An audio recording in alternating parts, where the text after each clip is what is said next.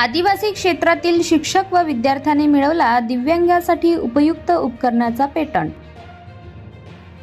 नागपूर जिल्ह्यातील देवलापार सारख्या आदिवासी भागात शिक्षण क्षेत्रात काम करणाऱ्या व मागील वर्षीच क्रांतिज्योती सावित्रीबाई फुले आदर्श शिक्षक गुणगौरव पुरस्कार प्राप्त स्वामी विवेकानंद विद्यालय येथील उपक्रमशील शिक्षक ग्रामगीताचार्य उल्हास वामनराव इटानकर आणि विद्यार्थी वंशविलास मरसकोल्हे या दोघांनी मिळून दिव्यांगांसाठी तसेच वयोवृद्ध व्यक्तींना उपयुक्त असलेले एक उपकरण तयार करून त्याचे पेटंट मिळवल्यामुळे त्यांच्यावर सगळीकडून अभिनंदनाचा वर्षाव होत आहे।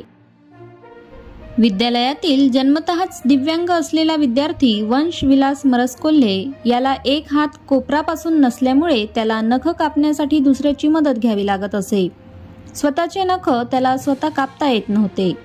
कोणाची मदत मिळाली नाही की त्याचे नख जास्तच वाढायचे, त्यामुळे त्याला भरपूर त्रास व्हायचा। हे जेव्हा इटानकर यांच्या लक्षात आले तेव्हा त्यांनी वंशला सोबत घेऊन याबाबत काम सुरू केले। अल्पावधीतच त्यांना यश प्राप्त झाले। वंशच्या दिव्यांगत्वावर मात करण्यासाठी उल्हास इटानकर आणि वंश मरसकोल्हे या दोघांनी मिळून एक असे साहित्य बनवले की ज्यामुळे तो स्वतःचे नख स्वतःच्या एका हाताने कापू शकेल। एक हात नसलेले व्यक्ती त्यांच्या हाताचे वाढलेले नख एकाच हाताने नख कापता येईल, तसेच वयोवृद्ध व्यक्तींनाही उपयुक्त असलेले असे हे अनोखे उपकरण त्यांनी बनवले। माझे नाव वंशविलास मरसकोल्हे, माझे शाळेचे नाव स्वामी विद्यालय देवलापारचा विद्यार्थी आहे। माझे मॉडेलचे नाव आहे वंशकाठ सबके साथ।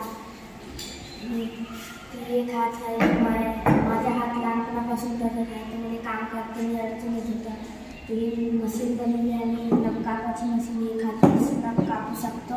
असं ठेवल्यानं क्लिक केल्यानं नख कापता येते, कपली नख नाही असं नख असं हे असं केला फिर असं नख ठेवला ना कापला तो क्लिक केला तो नख कापाची सोपी आहे।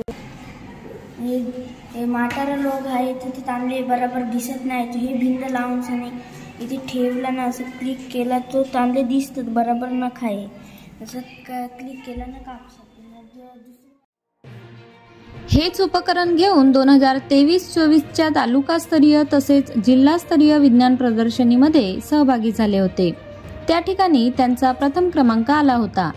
तसेच रत्नागिरी जिल्ह्यातील सावंतवाडी येथे झालेल्या 51व्या राज्य बालवैज्ञानिक विज्ञान प्रदर्शनीत सुद्धा सहभागी होऊन प्रथम क्रमांक मिळविला।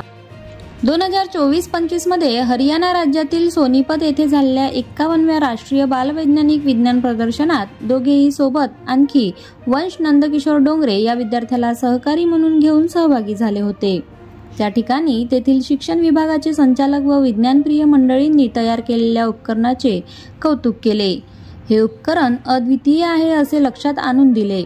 सोनीपत येथून परत आल्यानंतर इटानकर यांनी पुढाकार घेऊन दोघांच्या नावाने पेटंटसाठी टाकला होता। दोघांच्याही मेहनतीचे चीज होत त्यांनी तयार केलेल्या अनोख्या उपकरणाला पेटंट मिळाला।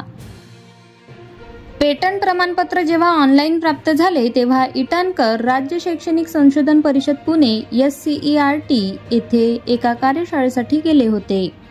त्यांच्या या कामगिरीबाबत त्यांच्या तेथील सहकाऱ्यांना माहिती झाली असता स्मिता खोपडे यांच्या पुढाकाराने त्या ठिकाणी क्रीडा व कला विभागाचे माननीय उपसंचालक डॉक्टर इब्राहिम नदाफ व सामाजिक शास्त्र विषयाचे विभाग प्रमुख अरुण जाधव यांच्या हस्ते पुष्पगुच्छ देऊन त्यांचा सत्कार करण्यात आला।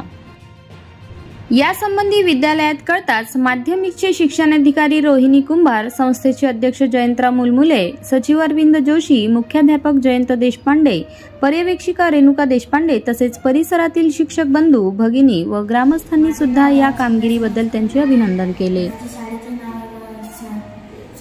प्रतिनिधी रामटेक, आपले विदर्भ।